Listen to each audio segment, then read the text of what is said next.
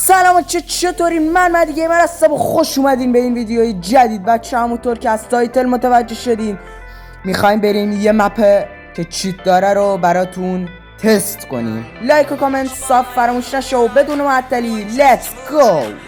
خب بچه ها روی مپ ها میزنیم کاستوم، بله، بعد میزنیم روی کلافلند، پایین بالا زده کرافلند جوری، بعد میزنیم روی ترینینگ اسپیس. خب اینو انتخاب میکنیم، گزینه یوتیوب ایکس هد رو وای میسیم بیا. بچه‌ها لایک و کامنت و ساب هیچ وقت فراموشتون نشه، حمایت کنین تا بریم مپای دیگه هم تست کنیم که چیت داشته باشن. اگه بیارم خب بچه‌ها خب بچه میزنیم بالا VIP، بعد این کدیو که من میزنم اولی 24، دومی 16، آره دومی 16، سومی میشه 21 و چهارمی هم میشه 9.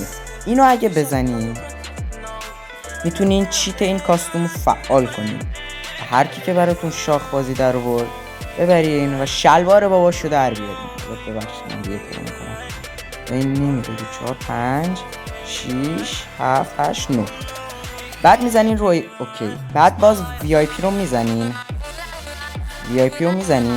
اینجا دقیقاً HP تون میشه چیتش هکش کرد، بعد اسپیتتون میشه، بعد جامپتون.